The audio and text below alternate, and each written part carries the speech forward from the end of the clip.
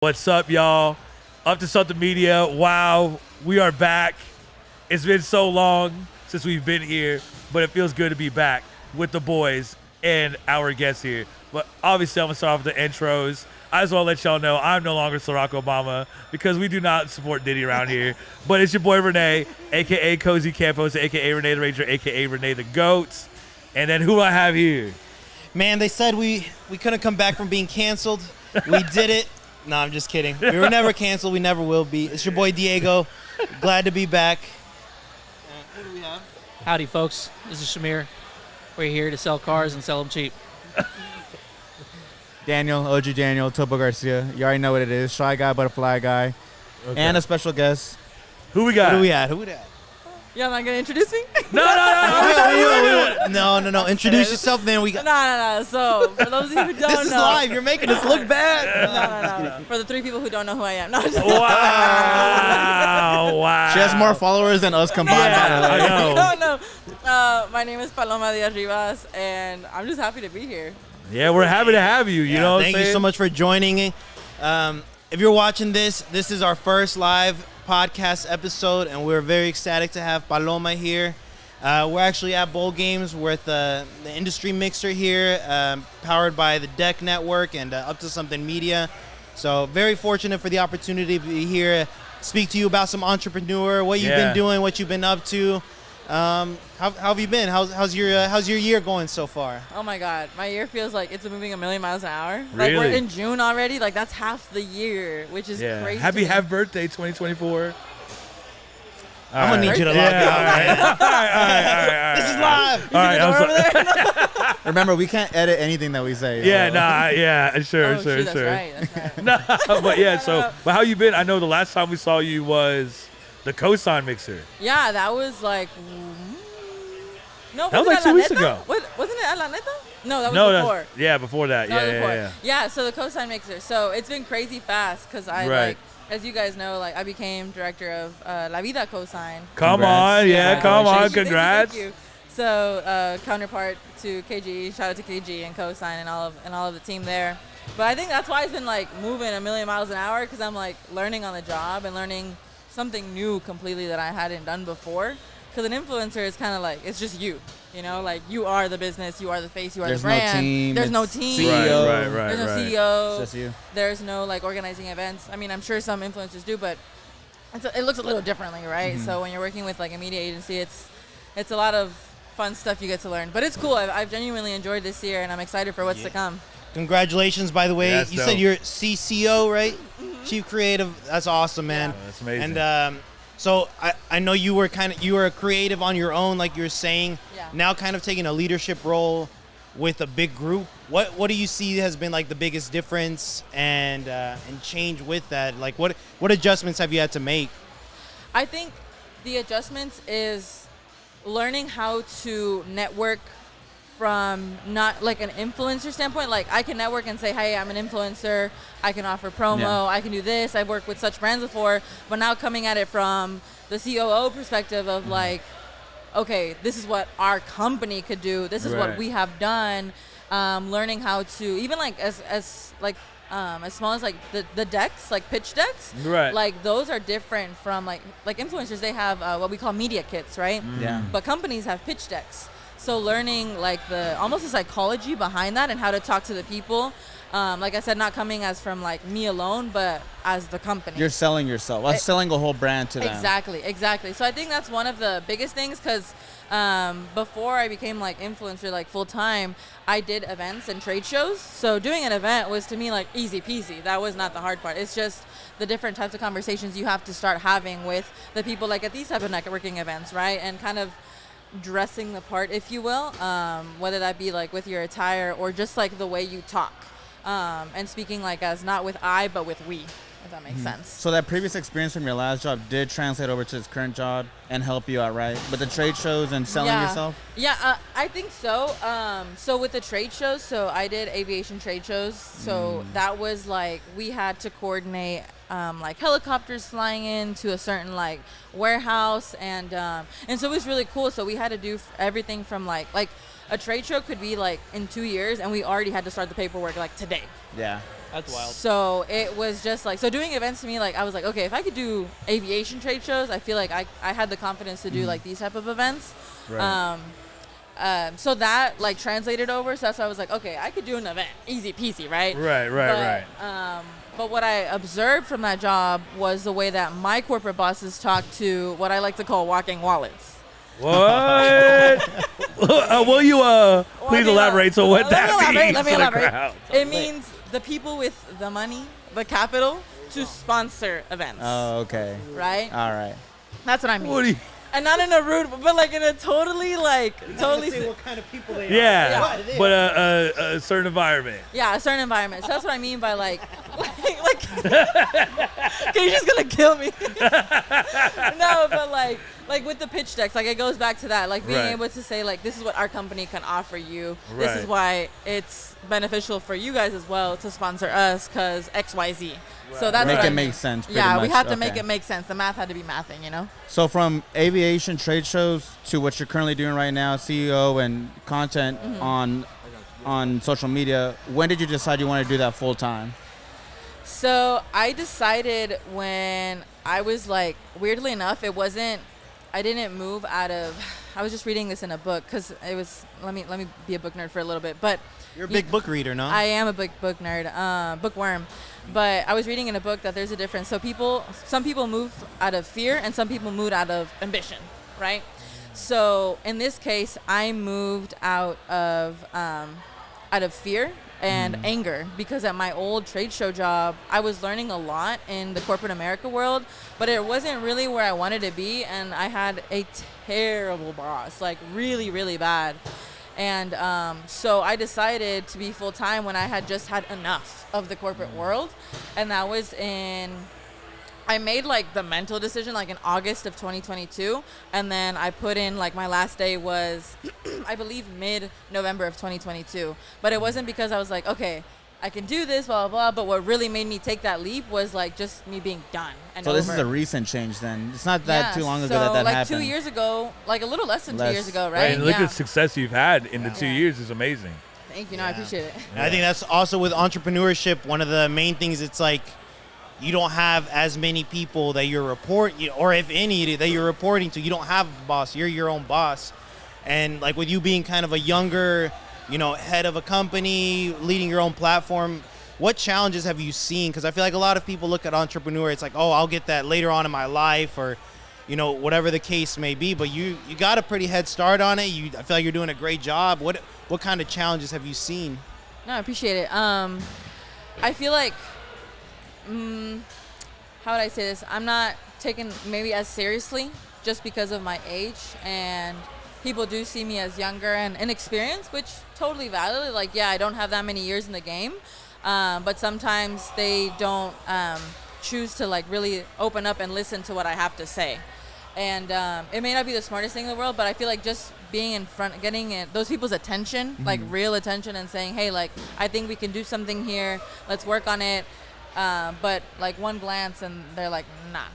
What can you do in a situation where you feel like people aren't taking you seriously, that you want people to take you seriously? I think I would go somewhere else and do something maybe similar to that and let the work speak for itself. I'm a big advocate of like, okay, you won't give me this opportunity. There's millions out there. If not, I'll create my own and I'll do it myself. Like, especially like with the Latin events we've been doing, like, I think I was telling you guys when we first met, I really want to see like Los Latinos level up. And there's not a lot of networking events out there. So instead of me looking for events, I'm like, you know what? I'm just going to make Do it my yourself, own. exactly. So that's kind of the mindset I look at. And once that gets into the public eye, I can only hope that they see like that's what type of work I'm willing to put in to put Los Latinos en alto and elevate them, And with the success that we've seen with you, I think it's worked out, right? Yeah, so far. Yeah, knock on wood. But yeah, that's really like my main thing is just like let the work speak for itself, because a lot of people just don't want to do like the dirty work, Right. and or like the, what do you call it, like the little menial stuff, right? They just kind of want to be like point and go and someone else do it. But I feel like you have to learn how to get your hands dirty to really appreciate the process of it all. And when you do have that team, you can appreciate your workers or your team as well because you've been through that, you know? Exactly. I feel like you just have to have the same passion and build that right team around you, because if people just want to do it for the wrong reasons, you won't be, in the right mindset, I believe. You know what I mean? Yeah, no, for sure. I feel like a team could also like make or break you as a company, big time, especially with startups. Like you said, like if you don't share the same passion, it could be detrimental, and you don't want to be pulling, like you don't want to be dragging someone with you, right? Because that ain't cool. Right. Are there any other challenges that you face entering the entrepreneur world? I think at first was organization was a big thing. I thought myself as an organized person, but when I entered the entrepreneur world, like you said, you don't have your own boss, so you don't really have like processes and procedures in place. So that was one of them where I was like, okay, I need to get myself organized. And like now it's pretty organized. Like it's, Mondays we have content day and we film until there's no tomorrow. The next day we do admin work so I can take a break from the content because it gets pretty exhausting. And then the next day I'm like, okay, editing, what needs to get done?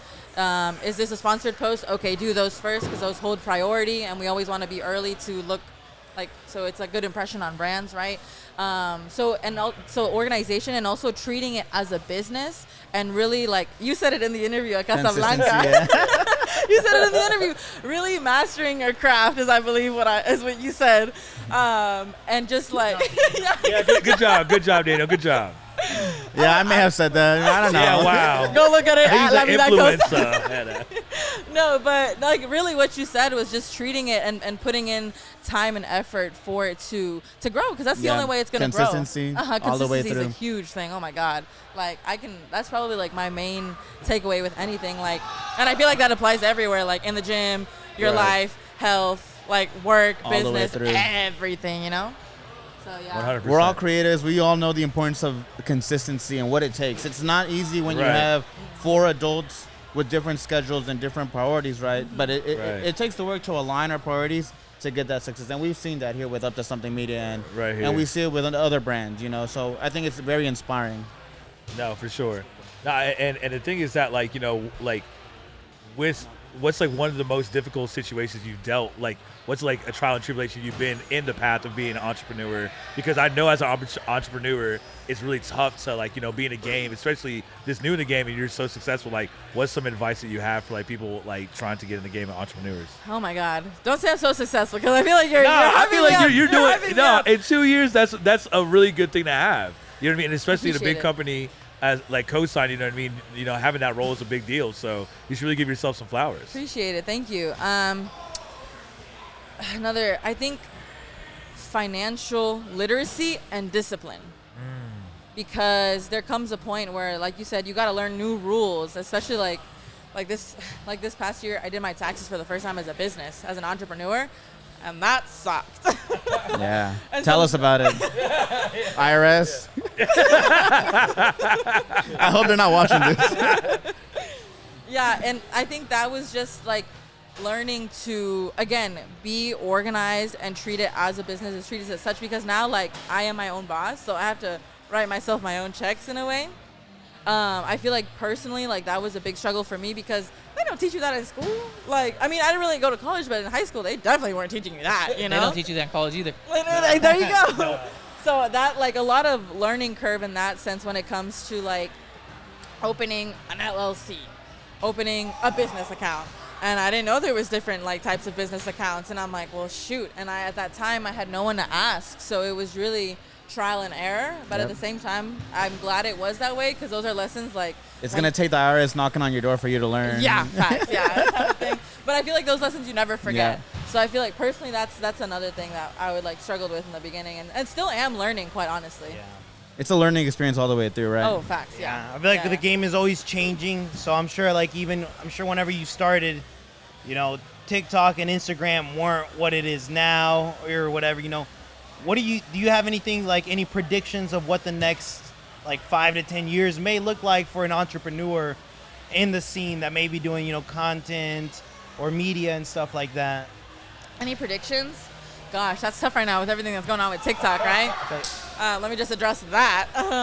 And who's winning the NBA Finals? Oh my God, ask me this, bro. No. Yo. I guess I have to say it Mavs because Okay. I'm from Dallas. The only right answer. We'll see. You got two predictions in the air. We'll see how they are. Who- But, all right, who's you winning? said. Well, no. You said Mavs. I don't No, know. Game's Mavs not- are winning. It's a statement, not an opinion. All right. So we'll just leave it at that. Okay, so little side note. So I train at a gym where the owner is an ex-NBA player. I won't say who. And he trains NBA players now. Like, that's his job. That's his retirement job. So I see a lot of Okay. them, like, come in and out, right? Tell them we play on Tuesdays in Carrollton. We're nice. I don't know No, who no, they just- are. Like, I don't keep up with basketball like Yeah. that. But it's not LeBron James, right? No. If it was LeBron Then James, we're not I'd scared. be calling Then my we- brother like then and there. Come right now. No. But he told me that Dallas is kind of just like playing to just make it more interesting. Oh. Insider IRS is for information. sure gonna be coming to your house, bro. So that's what he said. He was like, and he sometimes doesn't tell me everything because he knows like what I do. So he's like, don't be opening your mouth, Paloma. And here I am. But, Interesting. but he's like, I don't know if they're gonna win or not. Obviously, it depends like on like again, I don't know too much about sports. On the script. Yeah, but it depends on what he's like. Because you think about it, Paloma, that's our $1 million game. Every game. Every game. Oh, So yeah. if you the look at it viewers, that way, yeah, the which they viewership- do, they definitely do. yeah, and even YouTube is partnering up with like a lot of YouTube TV. I'm not like, watching it on yeah. cable. Yeah. I'm watching it illegally streamed on Streamies. Shout out Streamies. You hear that, government? Yeah. Don't come You after are me. self-incriminating a Come after lot me. here, Facts. Daniel. Shut up. No, but back to the question. Do you Yeah. have anything that you feel like? What if what happens if TikTok shuts down? I think a lot of companies would be mad because a lot of companies are making money off of it. A part of me, from like the business perspective, wants to think that big companies like I don't know, like freaking Nike or Body Armor are not gonna let TikTok be shut down. Or if the U.S. does end up buying it or whatever the Right. case is, like they'll continue. But I don't think it's gonna completely go away forever. There's just no way because there's so many. You think it would shift like maybe to I another think there's platform? some sort of shift. I don't know if there's another platform because there already is another platform that looks exactly like TikTok but is orange. I can't remember the name for the life of me, but they had reached out to me and were like, "Can you come on our platform?" Oh, like Strictly? Like, Not strict, Oh, not okay. exclusively, but there's already a lot of platforms out there that are kind of like Alternatives. mimicking. Yeah, I mean, like look at Instagram. Instagram, like, yeah, and I think that's what's gonna get That's their TikTok out main of the way. competitor, right? Instagram. Yeah, you know, literally. with So where do you Instagram get more Reels. pull, on TikTok or Instagram when you post a reel? Ooh, when I post a video, I would say TikTok, but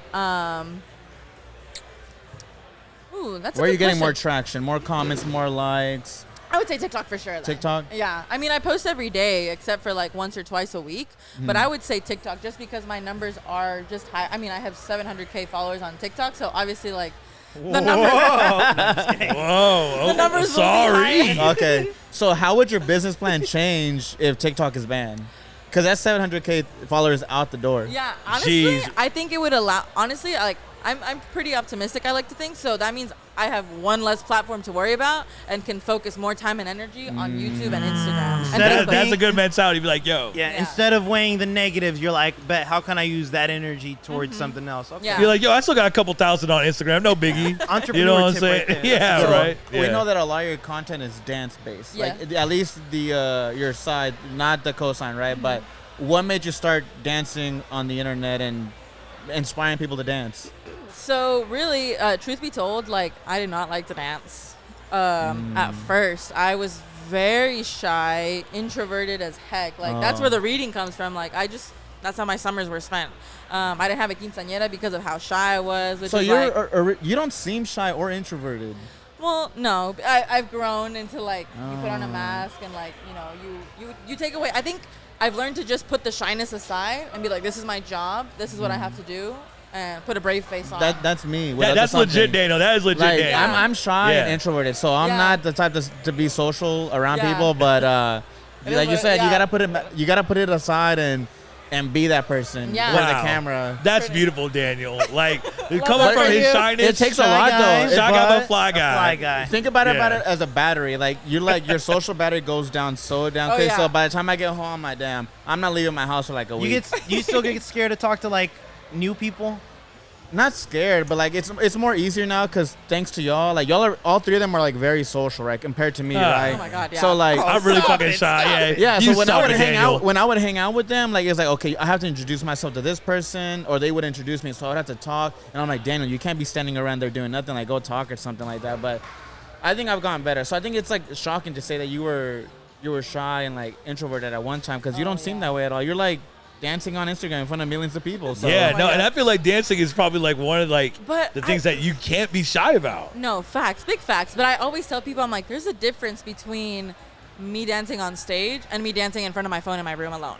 Oh, that's true. But you're also not yeah. dancing just in front of your phone. Yeah, you're going this to is these like high 700,000 people on TikTok. Well, yeah, the Hattie Bells, the first time I remember, let me think.